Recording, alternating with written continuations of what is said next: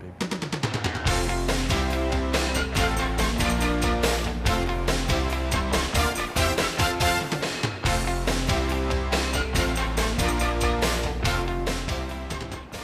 Hello, Western Oregon sports fans, and welcome back for this preview edition of Wolves Weekly with Arn Ferguson, as you guys are making your way down to St. George, Utah to take on another GNAC opponent, your third in a row, Dixie State University. Yeah, and Dixie State's a real good team, especially down there. We've been in games where been down early. We've been in games where we thought everything was going our way, and then all of a sudden 3-4 tip balls happen, and all of a sudden we're in a dogfight. So we do expect a dogfight down there. They've had an advantage because I believe this will be their fourth home game in a row. It is hot down there. I think our scheduled time is at 6 o'clock. So it's going to be a little bit cooler, but it's hot down there right this time.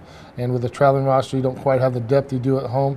So we're going to have to play well and play well early against a team that will push the ball, and will also try to get after a quarterback to force turnovers on defense. Well, I'd like to cut over. We have a special guest in studio today, Scotland Foss.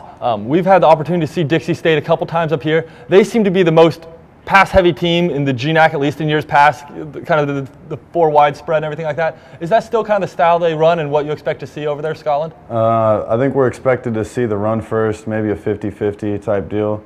But if we can stop the run, I'm sure they're going to go back to that pass set. They have a great running back. We got to take care of him, and they have a very efficient quarterback. And again, we got to take care of him too. And you guys seem to really step up on the run last week against Central Washington, a team that had been another one with a tough offensive line, a good running back, held them to only 44 yards. Do you guys take a lot of pride in being able to stop that run first if you know that's what that team's going to bring, and maybe make them one-dimensional? Yeah, I take the run very seriously. I think our whole defense does, especially D-line linebackers. You know, that's our #1 goal, is we want to stop the run, especially inside a run. So I'd like to come back over to Arn here really quick and talk about what are some of the keys you guys are going to have offensively against their defense. A team that held them to another GNAC opponent to only 7 points last week. Yeah, first of all, their defense is pretty multiple. We feel like our defense can be multiple times, so it's been some good looks. And this week, especially since our freshmen are new student week, so we have not seen our freshmen at practice yet, and they've been giving us good looks in the past. So we've been really what we call serving each other and running cards against each other. But their defense will bring a lot of pressure once they get you in a passing situation, and we have to have receivers to step up and beat corners and safeties, which we haven't done that to the ability that we think we can. Fantastic. Everybody still around this campus right now is buzzing. I get stopped on the street all the time wanting to talk about the Central win. Everybody was so happy about that one. And you talked about Dixie State having a little bit of momentum at home. I mean, they have a hot place there somewhere that we haven't really got to. You can't recreate heat, you know, even though we're about 80 degrees today, you can't do that. How do you make sure your players are focused on this game and maybe not still happy about the game that's already happened? Well, first of all, football is a wonderful sport. What you did last week doesn't matter. Okay, all that matters is on every Saturday. Anybody can beat anybody, and we know down there against a team that will run the football and a quarterback that has the experience and good receivers.